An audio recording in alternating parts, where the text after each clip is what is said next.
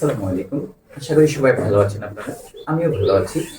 প্রিয় অনলাইন সম্প্রদায় যারা আমার চ্যানেল দেখছেন, আজকে আমি আলোচনা করবো আপনাদের সামনে কন্ডিশনালস। কন্ডিশনালস বিষয়টি আমাকে অত্যন্ত ক্লিয়ার ভাবে জানি। এটাকে আমরা ইফ বলি। ইফ বাংলা যদি, শর্তযুক্ত কন্ডিশনাল সিচুয়েশন। এই কন্ডিশনালটা আমরা জানি চারটি ভাগে বিভক্ত। একটা হলো জিরো, ফার্স্ট, সেকেন্ড, থার্ড। এই চারটি মূলত। তবে জিরো কন্ডিশনটা আসলে মূলত মনে রাখবেন, এটা হ্যাবিচুয়াল ফ্যাক্টের জন্য ব্যবহার হয়। কি ফ্যাক্ট? হ্যাবিচুয়াল ফ্যাক্ট, অভ্যাসগত ব্যবহার। তাহলে আজকে আমরা বাকি একটি ক্লাসের মধ্যে কিভাবে কন্ডিশনাল আমরা ক্লিয়ার করতে পারি এটা আমরা দেখতে চাই। কোনো ধরনের সমস্যা ছাড়া আপনি ক্লাসটি অবশ্যই এনজয় করুন। আপনি মনে রাখবেন এই কন্ডিশনাল ক্লাসটি বা কন্ডিশনাল ইফযুক্ত বাক্যটি কিন্তু আমরা একটা কমপ্লেক্সের আইকন, যেটাকে সাব অর্ডিনেটিং কনজাংশন বলা হয়।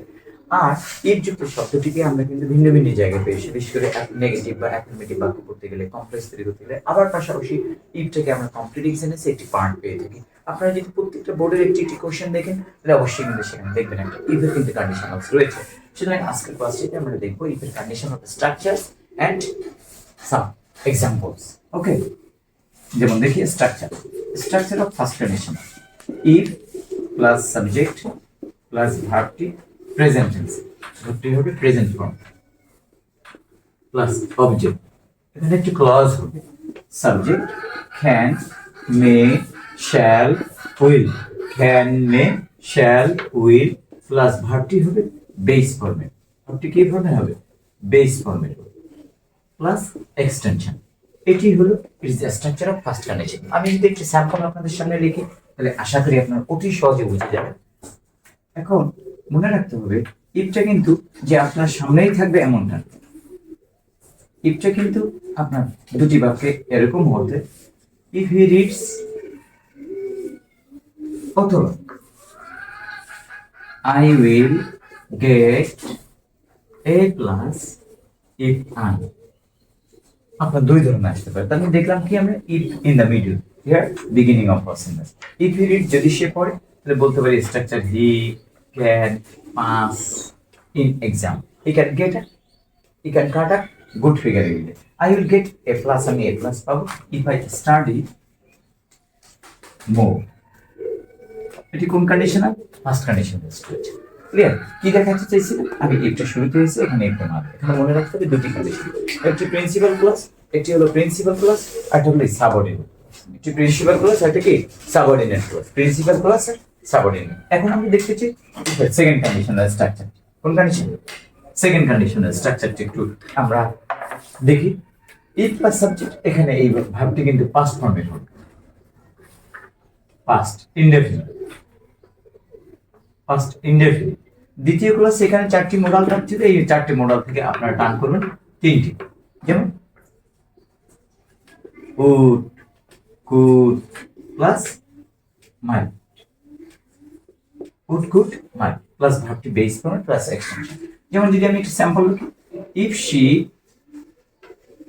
Red, if she red.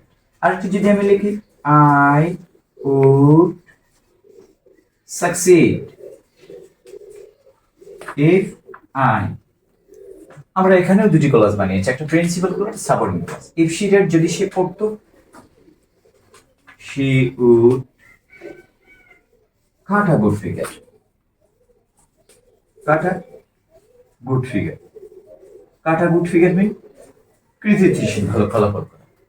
Next, I would succeed, আমি সফলতা অর্জন করতে পারতাম, if I followed my teachers,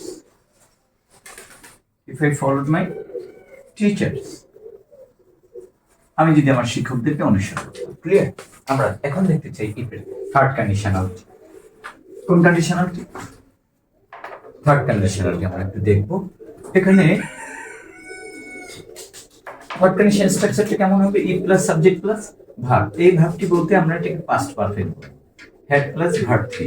এটাকে আমরা বলবো past perfect, first perfect tense, first perfect tense. এদিকে কি হবে? সাবজেক্ট প্লাস উড হ্যাভ অথবা কুড হ্যাভ অথবা মাইট হ্যাভ, প্লাস ভার্বের কিন্তু এখানে আর বেস ফর্মেট হবে না, প্লাস ভার্বটি হবে পাস্ট পার্টিসিপল প্লাস এক্সটেনশন। আমি একটু স্যাম্পল আপনাদেরকে দেখাতে চাই।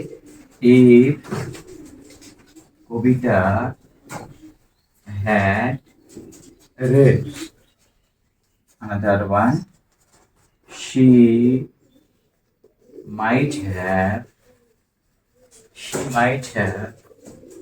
done well in exam. If she, আমরা দুটি ক্লাস দেখলাম। ইফ কবিতা হ্যাড রেড, যদি কবিতা পড়তো, she would have got success, সে সফলতা পেতে পারত। SUCC ESS, she might have done well, সে মেয়েটি পরীক্ষায় ভালো করতে পারতো। if she watched, or if she, যেহেতু এখানে past perfect হবে, if she had watched Mashiur's spoken English,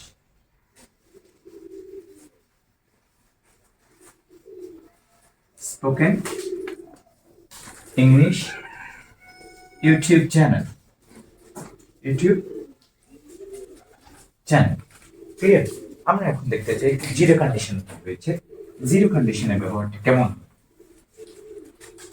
zero কন্ডিশনের বিষয়টি আসলে আমি বলেছি আপনাদেরকে যে এটি habitual factor.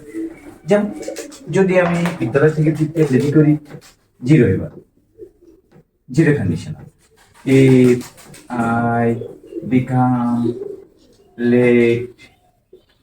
I become late, from school, my mother suspects me, আমার মা আমাকে সন্দেহ দৃষ্টিতে। এখানে কি মনে রাখতে হবে, এটিও কিন্তু প্রেজেন্ট টেন্সে হয়েছে, এখানে মা থাকতেছে। অর্থাৎ এই ক্ষেত্রে আপনাকে মনে রাখতে হবে কন্ডিশনাল কিন্তু খুবই গুরুত্বপূর্ণ। অবশ্যই আশা করি আপনারা এই ক্লাসটি খুব এনজয় করেছেন, উপভোগ করেছেন। অবশ্যই কোনো ধরনের প্রবলেম ছাড়া আশা করি সামনের ইউটিউব চ্যানেলগুলিতে আরো অবশ্যই আপনারা আমার ভিডিওগুলো আরো বেশি দেখবেন।